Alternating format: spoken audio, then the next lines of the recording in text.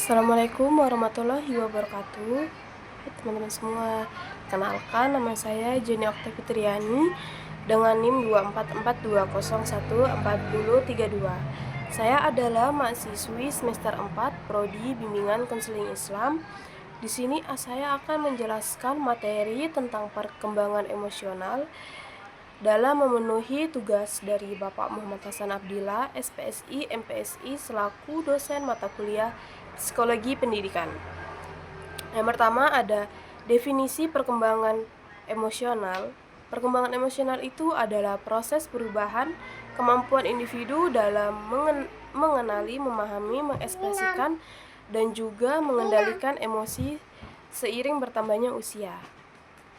Perkembangan ini tuh membantu seseorang bersikap lebih matang, mampu mengontrol perasaan serta marah ataupun sedih, serta menyesuaikan diri dengan lingkungan sosialnya.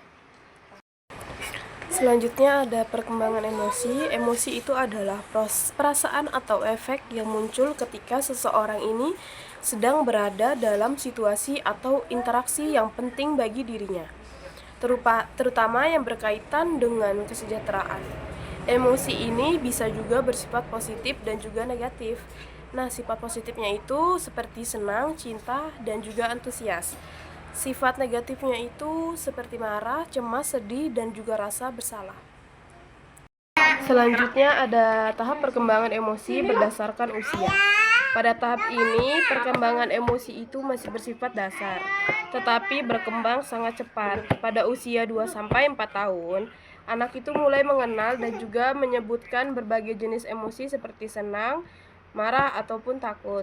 Mereka juga mulai memahami apa yang menyebabkan suatu perasaan itu muncul. Selanjutnya ada usia 4-5 tahun. Anak itu mulai mampu merefleksikan emosinya. Mereka memahami bahwa satu peristiwa itu bisa menimbulkan perasaan berbeda pada orang yang berbeda. Anak juga mulai belajar bahwa emosi itu harus dikendalikan agar sesuai dengan aturan sosialnya. Misalnya tidak boleh marah berlebihi di depan umum. Sekitar usia 5 tahun, sebagian besar anak itu bisa mengenali emosi dalam situasi sulit dan menyebutkan cara sederhana untuk mengobati stresnya itu. Selanjutnya ada masa kanak-kanak tengah dan juga akhir pada usia 6-11 tahun. Pada tahap ini, kemampuan pengelolaan emosi itu semakin matang. Anak mulai bisa menyembunyikan atau menekan emosi negatif jika diperlukan. Mereka menggunakan strategi kognitif seperti mengalihkan pikiran atau berpikir lebih rasional. Anak lebih mampu mengendalikan diri dan tidak langsung meluapkan emosinya. Empati berkembang lebih nyata sehingga mereka bisa benar-benar memahami dan peduli terhadap perasaan orang lain.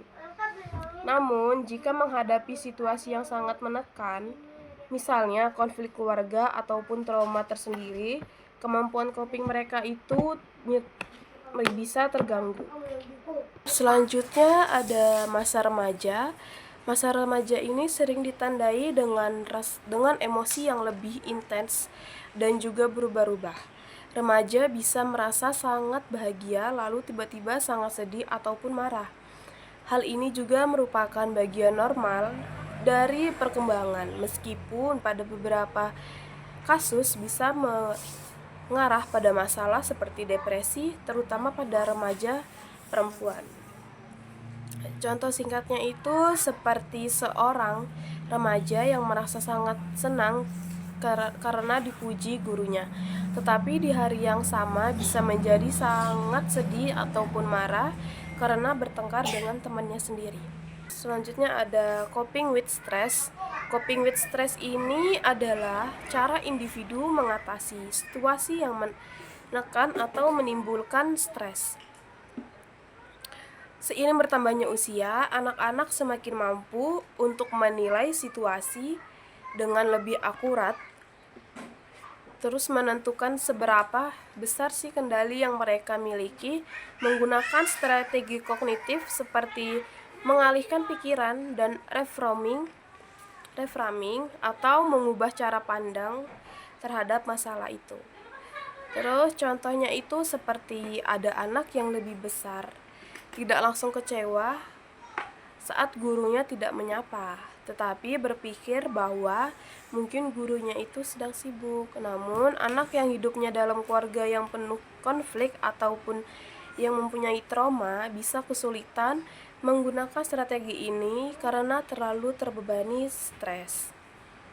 Baik, berakhirlah sudah video dari saya. Terima kasih banyak atas perhatian dan juga waktu yang diluangkan untuk menonton video saya. Sekian presentasi dari saya. Semoga apa yang saya sampaikan dapat bermanfaat bagi diri saya sendiri dan juga buat teman-teman semua. Kurang lebihnya saya mohon maaf. Semoga materi ini menjadi tambahan wawasan bagi kita semua. Wassalamualaikum warahmatullahi wabarakatuh.